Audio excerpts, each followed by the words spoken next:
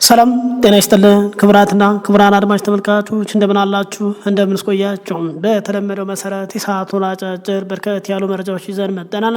በተለይ ደግሞ በመቀሌ ዛሬ ከባድ የተባለ ተደጋጋሚ የድሮን ጥቃት መፈጸሙ ተሰምቷል።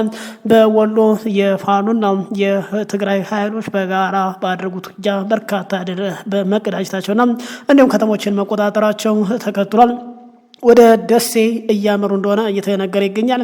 ይህንን ተከትሎ የደሴና የአካባቢ ባለስልጣናት ወደ አዲስ አበባና ወደ ባህር ዳር መሻቸው ተሰምተዋል። ይህንን በስፋት የምናጋራው ይሆናል። ሌላው እንግዲህ ከምክክር ኮሚሽኑ የተሰማ በርካታ መረጃ እየወጣ ይገኛል። በምክክሩ ላይ እየሆነ ያለው ነገር እጅግ በርካታ አሳዛኝ ነገሮች እየተፈጸሙ እንደሆነ ከተመካካሪዎች የወጣ መረጃ በይፋ ወጥቷል። በአጠቃላይ ከተለያዩ የመረጃ ሶርሶች ያጠራቀምናቸው መረጃዎች ይዘናል። እንዲሁም ፕሮፌሰር መስፍን አርአያ ወደ አሜሪካ ሄደባቸው ምክንያት ተገልጿል። ፕሮፌሰር መስፍን አርአያ ላይ እንዲሁ የግድያ ሙከራ ተደርጎ እንደነበር ተገልጿል። እኔንና በአጠቃላይ በምክክሩ ምን ሆነ፣ አጠቃላይ የዛሬው ውሎስ ምን ይመስላል የሚለው በርከት ያሉ መረጃዎች ይዘናል። እስከ ፕሮግራሙ ፍጻሜ መረጃውን ላይክ፣ ሼር እያደርጋችሁ በድጋሚ አብረን እንቆይ። ወደ መረጃው እናምራ። በትግራይ እና በመንግስት መካከል በአጠቃላይ ውጊያ መጀመሩ እየተነገረ ይገኛል። ይህንን ተከትሎ ዛሬ የመንግስት ወይም ደግሞ የፌዴራል መንግስት በመቀሌ አካባቢ ላይ ተከታታይ የድሮን ጥቃት መፈጸሙ ተሰምቷል። በመቀሌ እንግዲህ ከባድ የድሮን ጥቃት መፈጸሙ ይፋ ሆኗል። በትግራይ ክልል እንደርታ አካባቢ ከኤርትራ ወደ ትግራይ የገባን የጦር መሳሪያና መሳሪያ አጅበው የነበሩ ታጣቂዎች ኢላማ ያደረገ የድሮን ጥቃት ሲፈጸም መዋሉ ተሰምቷል።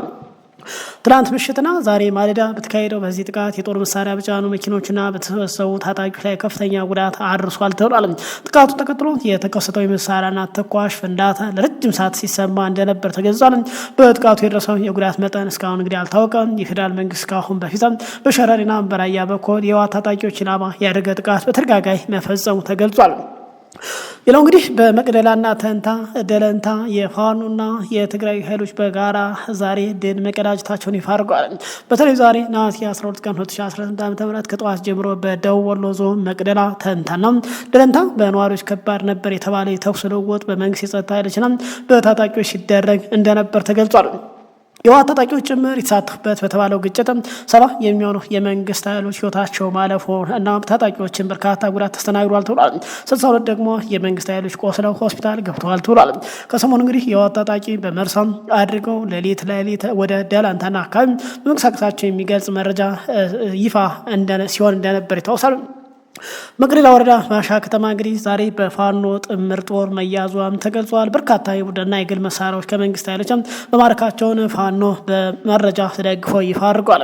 ዓላማው እንግዲህ ደሴን ከተማ ለመቆጣጠር እንደነበር ነው መረጃ የገለጸው። የዚህ ጥምር ኃይል ዋና ዓላማ ደሴን ለመቆጣጠር መሆኑ ተነግሯል። በደሴ የነበሩ ሙሉ ባለስልጣናት ወደ አዲስ አበባ መኮብለላቸው ተገልጿል። በአጠቃላይ በደሴ አካባቢ ላይ ሌላ ሽብር ተፈጥሯል ተብሏል። ነገ ምን ይሆናል የሚለው እንግዲህ የበርካቶች ስጋት ነው ቀጥሏል። በአጠቃላይ በወሎ ከሰሞኑ የትግራይ ኃይሎችና የፋኖ ኃይሎች ጥምር ጦር በአካባቢ ላይ ውጊያ እያደረጉ እንደሆነ ተገልጿል።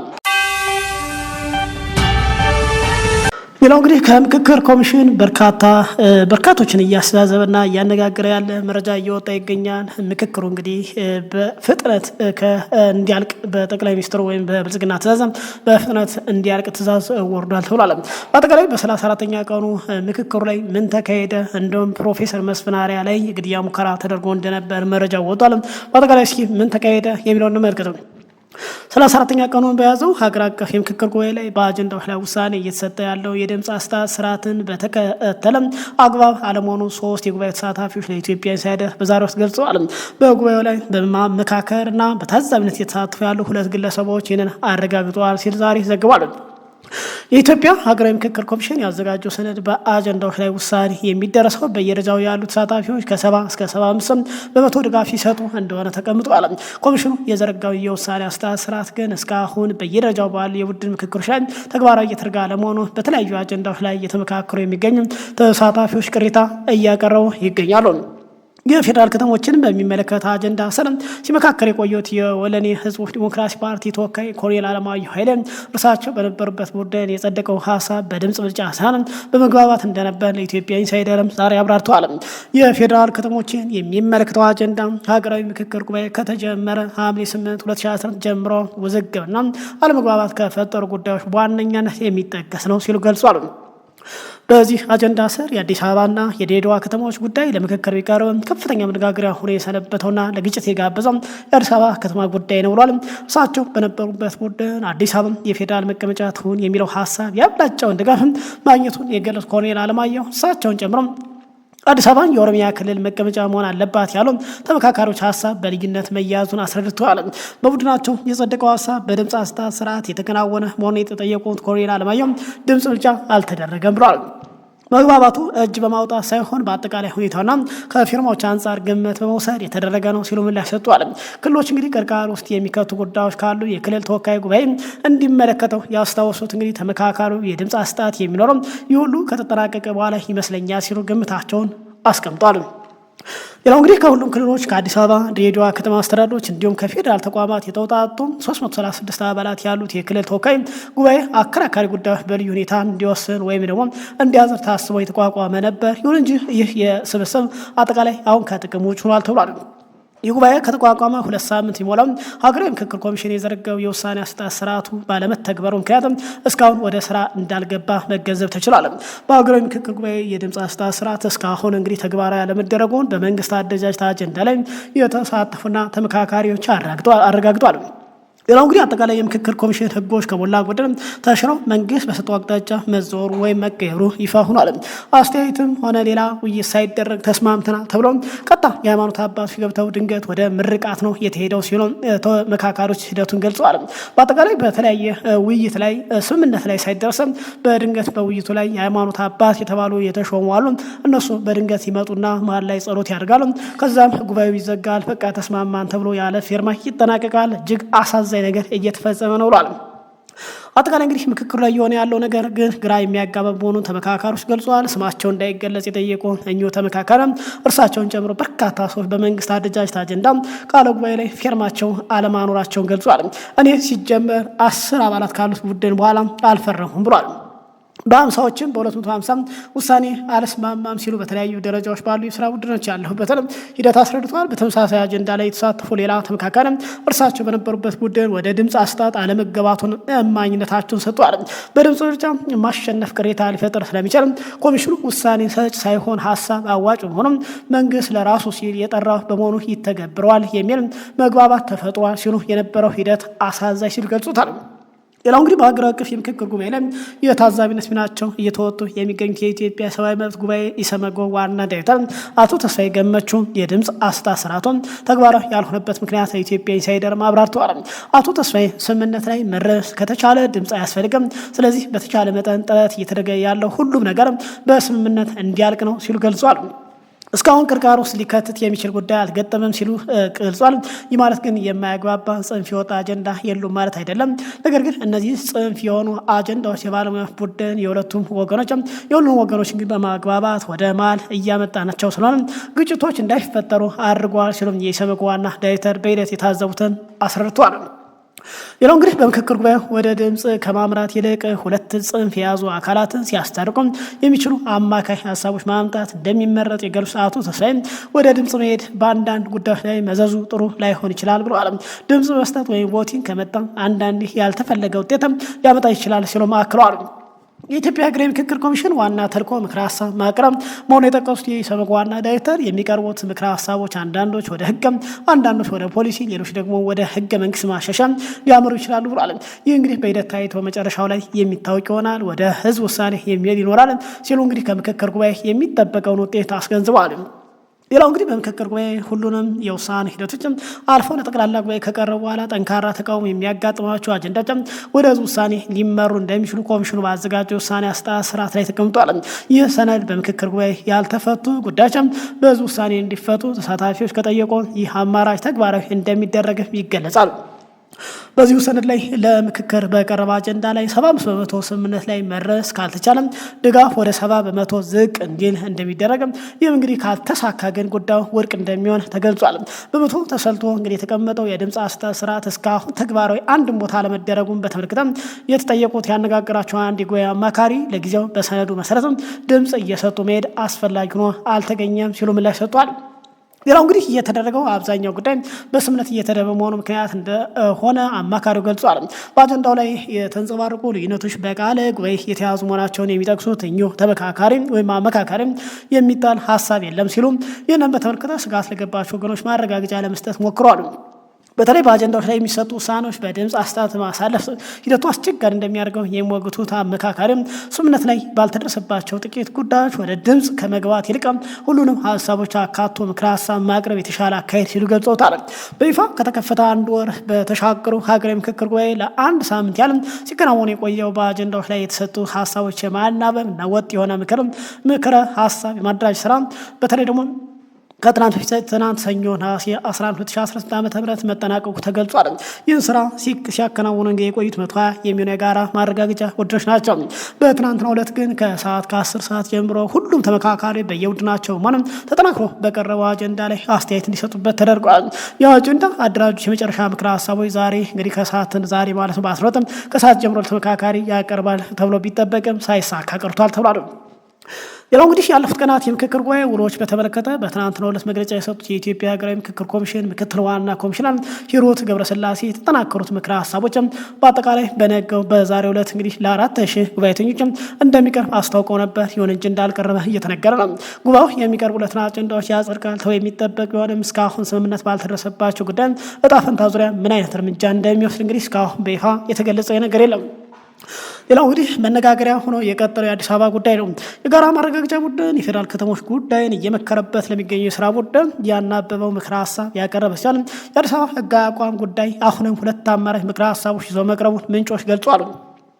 አዲስ አበባ ተጠሪነቷ ለፌዴራል ሆኖ በአጠቃላይ ራሷን በራሷ እንድታስተዳደር የቀረበው ምክረ ሀሳብ ቀዳሚ ሲሆን ከተማዋ ተጠሪነቷ ለፌዴራል ሆኖ የኦሮሚያ ክልል መቀመጫ እንድትሆን የቀረበው ምክረ ሀሳብ ደግሞ በሁለተኝነት መመዝገቡ ተሰምቷል። በሁለተኛው እንግዲህ አማራጭ ምክረ ሀሳብ ዙሪያ ጉልህ የሀሳብ ልዩነት መስተዋሉ በተጠናከረው የምክረ ሀሳብ ሰነድ ላይ መገለጡ የነገሩት ምንጮች ሁለቱ ምክረ ሀሳቦች እልባት ሳይሰጣቸው እስከ መጨረሻ የምክክር ሂደት እንደሚቀጥሉ ተገልጿል። ሌላው እንግዲህ ለታዛቢዎች የተከለከለው የአጠናካሪዎች ስብሰባ ነው። የጋራ ማረጋገጫ ቡድን ያቋቋሙ 34 አባላት ያሉት ኮሚቴ ያካሄደው ምክረ ሀሳቦች የማደራጀት ሂደት ለታዛቢዎች ዝግ መደረጉ ዋዜማም ሰምታለች። ሌሎች እንግዲህ ሂደቶችም እየታዘቡ የሚገኙት የተለያዩ ሀገር በቀል ድርጅቶች ያሰማሯቸው ታዛቢ ሂደቱን ለመታዘብ ጠይቀው እንደነበር የተናገሩ ምንጮች ኮሚሽኑ ሂደቱን እንዲታዘቡ ማድረግ የሚያስችል ፍቃድ አለመስጠቱ ተነግሯል። ኮሚሽኑ ከዚህ ቀደም የምክክር ሂደቱን በመታዘብ ላይ የሚገኙ ታዛቢዎች ሚስጥር አውጥተዋል የሚል ወቀሳ ማቅረቡ ነው የገለጹት የመረጃ ምንጩ። በ34 አባላት የተካሄደው አጀንዳ የማደራጀት ሂደት ግን በዝግ እንዲካሄድ የወሰነበት ምክንያት አለማሳወቁን ተናግሯል። በ34ቱ የቡድን አባላት የተደራጀው ምክረ ሀሳብ ለ120 የጋራ ማረጋገጫ ቡድን አባላት ሲቀርብ ግን ታዛቢ ሂደቱን እንዲከታተሉ መፈቀዱ ተነግሯል። ሌላው እንግዲህ የምክክር ሂደቱ እየታዘቡ የሚገኙ ተቋማት ሪፖርታቸውን ለኮሚሽኑ ቢያቀርቡም ለመገናኛ ብዙሃን ግን መግለጫ እንዳይሰጡም በኮሚሽኑ አቅጣጫ መሰጠቱ የነገሩት ምንጮች የመገናኛ ብዙሃን ባለሙያዎች ታዛቢዎችን አነጋግረው ዘገባ እንዳይሰሩም ትዕዛዝ ተላልፏል ተብሏል። ከታዛቢዎች በተጨማሪ ኮሚሽኑ በአመካካሪነት ያሰማሯቸው ባለሙያዎች እንዲሁም እስካሁን ስራ ያልጀመረም የስምምነት ግብረ ኃይል አባል የሆኑ አስታራቂ ሽማግሌዎችን በማነጋገር ዘገባዎች እንዳይሰሩ ገደብ አስቀምጧል ተብሏል። ሌላው እንግዲህ ስራ አልባ የሆነ የክልል ተወካይ ጉባኤ በርካቶችን እያነጋገረ ነው። በተለይ እንግዲህ ኮሚሽኑ በምክክር ሂደት ውስጥ ቁልፍ ሚና ይኖራቸዋል ሲል ይፋ ካደረጋቸው አደረጃጀቶች መካከል አንዱ የሆነው የክልል ተወካዮች ጉባኤ እስካሁን ድረስ እንግዲህ ስብሰባ አላካሄደም። ኮሚሽኑ በስራ ቡድን ደረጃ የሚፈለገውን 70% የድጋፍ መጠን ማግኘት ያልቻሉ ጉዳዮች የማንነት ወይም ደግሞ የሉና አደጋን የሚመለከቱ ጉዳዮች እንዲሁም ቢያንስ 3 ክልሎች በጉባኤው እንዲታዩ ጥያቄ የሚያቀርቧቸው ጉዳዮች በዚህ ጉባኤ እንደሚታዩ አስታውቆ የነበረ ቢሆንም እነዚህ 336 አባላት የተመረጡት ጉባኤ እስካሁን ስራ አልጀመሩም ተብለዋል። ኮሚሽኑ በስራ ቡድን ደረጃ የሚቀርቡ ምክረ ሀሳብ በቡድን 75% አባላት የድጋፍ ድምፅ ካገኘም አሊያም አስማሚ ግብረ ኃይል ጣልቃ ገብቶ በሚካሄድ የድምፅ አስጣት ሂደት 70% ድምፅ የሚያገኝ ከሆነ ወደ ቀጣይ ሂደት እንደሚሸጋገሩ፣ ይህ መሆን ካልቻለ ደግሞ ወደ ክልል ተወካዮች ጉባኤ እንደሚመሩ የሚያመላክት አሰራር አስተዋውቆ የነበረ ቢሆንም የአሰራር እንግዲህ ተግባራዊ ባለመደረጉም ምክንያት ወደ ጉባኤ የሚመራ ጉዳይ እንዳይኖር ማድረጉን የመረጃ ምንጩ ገልጿል። ሌላው እንግዲህ የጋራ ማረጋገጫ ቡድን ያደራጀው ምክረ ሀሳብ ለጠቅላላ ጉባኤ ከመቅረቡ በፊት በክልል ተወካይ ጉባኤ እንደሚታይ ኮሚሽኑ ገልጦ የነበረ ቢሆንም የጉባኤው አባላት ግን እስካሁን ከሂደቱ ጋር በተያያዘ ከኮሚሽኑ የስብሰባ ጥሪ እንዳልተደረገላቸው ተገልጿል። ኮሚሽኑ ጉባኤው ሊሰበስብ የሚችለው ይህንን ሂደትም ለማሟላት ብቻ ሊሆን እንደሚችል የገለጹት የዋዜማ ምንጮችም ሀገራዊ ምክክር ጉባኤ በቶሎ ለመቋጨት በተላለፈው አቅጣጫ ምክንያቱም ጉባኤው ያለ ስራ የሚበተንበት እድል ከፍተኛ መሆኑ ተገልጿል። ጉባኤው እንዲጠናቀቅ የተላለፈው ውሳኔ እንግዲህ በርካቶችን እያነጋገረ ያለው ነው። ሌላው እንግዲህ ምክክር ሂደት በተቀመጠለት የጊዜ እቅድ መሰረትም መካሄድ ካለመቻሉ ጋር ተያይዞ ኮሚሽኑ አስቀድሞ ካሳውቀም የ35 ቀናት እቅድ አንጻር በተጨማሪ ጊዜ እንደሚያስፈልግም ተጠቁሞ የነበረ ቢሆንም ጉባኤው በአጭር ጊዜ ውስጥ እንዲጠናቀቅ አቅጣጫ ከበላይ አካል ተሰጥቶታል ተብሏል። በጥቃቅን በንዑስ በስልታዊና በስራ ቡድኖች ደረጃ የተካሄደ የምክክር ሂደት ሰፊ ጊዜ የወሰዱ ሲሆን የድምፅ አሰጣጥ ሂደትም እንዳይካሄድ መወሰኑ በምክክር ሂደቱ ሚና እንደሚኖራቸው ተነግሮላቸው የነበሩ የስምምነት ግብረ ኃይልና የክልል ተወካይ ጉባኤ ወደ ስራ እንዳይገቡ ተደርጓል። 8 ቀናት እንደሚፈጅ ተነግሮለት የነበረው የጋራ ማረጋገጫ ስርዓትን በ5 ቀናት ብቻ እንዲጠናቀቅ ተደርጓል። የኮሚሽኑ ምክር ቤትም እንግዲህ የምክክር ጉባኤው ቶሎ ለማጠናቀቅ መወሰኑ የጠቆሙት የመረጃ ምንጮች በምክክር ስልቱ ውስጥ ከፍተኛ የሆነው የ12 ቀናት ጊዜ እንደሚወስድ ታቅዶለት የነበረ የክልል ተወካይ ጉባኤ እንዲታጠፍ መደረጉ ተገልጿል። በአጠቃላይ ኮሚሽኑ ምክትል ዋና ኮሚሽነር ሂሩት ገብረስላሴ ነሐሴ 11 ቀን ትናንት በሰጡ መግለጫ የምክክሩ ምክረ ሀሳቦች ነሐሴ 13 ቀን ይካሄዳል ባሉ ጠቅላላ ጉባኤ ይጸድቃል ተብሎ እንደሚጠበቅ እንግዲህ ይፋ አድርገዋል። በአጠቃላይ በምክክሩ ላይ እንግዲህ በርካታ ነገሮች በተለይ በመላይ በመንግስት ትዕዛዝ እየታጠፉ እንደሆነ ተገልጿል። በአጠቃላይ ከክልል የተወከሉትም በሙሉ ሳይሳተፉ ቀርቷል ተብሏል። ሌላው እንግዲህ ፕሮፌሰር መስፍን አርአያን በተመለከተ ኢትዮ 251 አንድ መረጃ ይፋ አድርገዋል። በፕሮፌሰር መስፍን አርአያ ላይ የግድያ ሙከራ ተደርጎ እንደነበር በዶክተር ሂሩት ገብረስላሴ ለመተካት ጥረት ሲደረግ መቆየቱ ታወቀ በማለት ገልጿል። የብሔራዊ ምክክር ኮሚሽን ዋና ኮሚሽነር ፕሮፌሰር መስፍን አርአያ ከሀገር ለቀው ወደ አሜሪካ ማቅናታቸው ተከትሎ በተገኘ አዲስ መረጃ ከ15 ቀን በፊትም በአዲስ አበባ ሂልተን ሆቴል ውስጥ በእርሳቸው ላይ የግድያ ሙከራ ተደርጎ እንደነበር አረጋግጠናል ሲል ዘግቧል። በተጨማሪም የወሬ ብልጽግና አገዛዝ ፕሮፌሰር መስፍን አርአያን ከኃላፊነታቸው ማንሳት በምክትል ኮሚሽነሯን እንቅስቃሴ ሲያደርግ እንደነበር ከተለያዩ የመረጃ ምንጮች አረጋግጠናል ብሏል። ይህ አዲስ ይፋ የሆነው መረጃ ዋና ኮሚሽነር በይስሙላ የምክክር ኮሚሽን ውስጥ ያለውን ከባድ የፖለቲካ ጫና፣ የውስጥ ፍጥጫ፣ የአገዛዙ ቀጥተኛ ጣልቃ ገብነት ይበልጥ ያጋለጠ ክስተት መሆኑ ተነግሯል። በአጠቃላይ ፕሮፌሰር መስፍን አርአያ ቀደም ብለው ሚዲያ ላይ ወጣው በተለይ ምክክሩን በተመለከተ ባለስልጣናት እያስፈራራው ተመካካሪዎች ላይ ጫና እያደረጉ ነው የሚል አጠቃላይ ቀጥታ መግለጫ ከሰጡ በኋላ ፕሮፌሰር መስፍን አርአያ በተለያየ መንገድ ማግለልና በመጨረሻ እንግዲህ ወደ አሜሪካ እንዲሄዱ እንደተደረገ ነው የተገለጸው። አሁን በደረሰን ዜና የሀገራዊ ምክክር ኮሚሽን የጋራ ማረጋገጫ ቡድን ያጠናከራቸው የመጨረሻ ምክረ ሀሳቦች ነሐሴ 10 እና 11 ያቀረበው የስራ ቡድን ምልዓተ ጉባኤ ሳይሟላ መሆኑን ወይም ደግሞ በህገወጥ መንገድ መሆኑን ዋዜማ አሁን ዘግባለች። የኮሚሽኑ ባለሙያዎች ግን ተመካካሪዎች ያነሱትን የአካሄድ ጥያቄ ውድቅ ማድረጋቸው ምንጮች ተናግረዋል። ኮሚሽኑ የምክክር ሂደቱ ታዛቢዎች ለመገናኛ ብዙሃን መግለጫ እንዳይሰጡና የመገናኛ ብዙሃን ዘጋቢዎች ታዛቢዎችን አነጋግረው ዘገባ እንዳይሰሩም ትዕዛዝ ማስተላለፉ ተገልጿል። በምክክር ሂደቱ ቁልፍ ሚና ይኖረዋል ተብሎለትም የነበረው የክልል ተወካይ ጉባኤ እስካሁን ሳይሰበሰብ በመቅረቱ በስራ ቡድኖች ደረጃ 70% ድምፅ ያላገኙ ምክረ ሀሳቦች እንዳይቀበል መደረጉን ምንም ስራ ሳይሰራ ሊበተን እንደሚችል ተገልጿል። ኮሚሽኑ ጉባኤው በአጭር ጊዜ ውስጥ ለማጠናቀቅ አቅጣጫ አስቀምጧል ተብሏል። እንዲሁም በአገራዊ ምክክር ጉባኤ የሚሳተፉ የአማራ ክልል የተወሰኑ ተመካካሪዎችም በጉባኤው ሂደት በገለልተኝነት በተሳትፎ ፍትሐዊነትም በአማራ ሕዝብ ቆጠራ ጉዳይና በቃለ ጉባኤ አያያዝ ዙሪያ ግድፈቶች ታይተዋል ሲሉ ለሀገራዊ ምክክር ኮሚሽን በጋራ በጻፉ ደብዳቤ ወቅሰዋል። በአማራ ሕዝብ ቁጥር እንግዲህ ዙሪያ የተነሳው የቆየ ኢፍትሐዊ አሰራር እንዲስተካከል የቀረበው ጥያቄ በ10፣ 50 እና 254 ደረጃ ውይይት እንዳይደረግበት ተጽዕኖ ተደርጓል ያሉ የአማራ ክልል ተወካዮች ወይም ተመካካሪዎችም በ500 አባላት መድረክ ላይ ግን የህዝብ ቁጥር ጉዳይ የኦሮሚያ ክልል ጥያቄ ሆኖ ተመዝግቧል በማለት ተቃውሞ አሰምተዋል። በፌዴራል ከተሞችና በመንግስት አደረጃጀት አጀንዳዎች ላይ በቂ ውክልና እንዳያገኙ መደረጋቸው የክልሉ ተመካካሪዎች የጠቀሱ ሲሆን አዲስ አበባ የመላው ኢትዮጵያ ከተማ ስለመሆኑ ሀሳብ ሲያቀርቡም ዛቻ እንደደረሰባቸውና ማስፈራሪያ፣ አንዳንዶች ላይም የግድያ ሙከራ እንደደረሰባቸው በደብዳቤ አሳውቀዋል። ተመካካሪዎች እንግዲህ ኮሚሽኑ ቅሬታቸውን መርምሮ የማስተካከያ እርምጃ እንዲወስድም አሳስበዋል። ይህ ሆነ ግን በአጠቃላይ ከአማራ ክልል ተወክለው የሄዱ በዚህ ምክክር ላይ ፈጽሞ በአጠቃላይ በሚወሰነው ውሳኔ ላይ አጠቃላይ እውቅና እንደማይሰጡ ሰፋ ባለ ደብዳቤ ይፋ አድርገዋል። በአጠቃላይ እንግዲህ ምክክሩ እየሆነ ያለው በመንግስት እየተመራና በአጠቃላይ ወይ ፌል እያደረገ እንደሆነ በርካታ መረጃዎች ሲወጡ ይገኛሉ። እንግዲህ ምክክር በእርግጥም ቀደም ብሎ የፋኖ ኃይሎችን የትግራይ የሚያስተዳድረውን ህወሓትን እንዲሁም የኦሮሚያ አስተዳድርም በተመሳሳይ በተለይ ደግሞ የሆነ ኃይሎችንም ጨምሯን በርካታ ፖለቲከኛ እስረኞች ባሉበት እነዚህም ባገለለበት በርካታ ፖለቲካ ፓርቲዎች ቀደም ብለው ተቃውሞ እያሰሙ ይሁን ሁሉ ባለመስማት እነዚህ ሁሉ አግሎም የሚደረግ ምክክር እንግዲህ ተጨባጭ ለውጥ አያመጣም በማለት እንግዲህ በርካቶች እየገለጹ ይገኛሉ። በእርግጥ ይህ ምክክር በቀጣይ የተሻለ ሀገር ሰላም ያመጣል ወይስ ሌላ ግጭት ይቀሰቅሳል? እሱን አብረን የምናይ ይሆናል። በዚህ ጉዳይ ላይ የራሳችሁን ሀሳብ እንድታጋሩን በአክብሮት እየጋበዝ በሌላ መረጃ እስክንገናኝ በያላችሁበት ሰላም ቆዩ።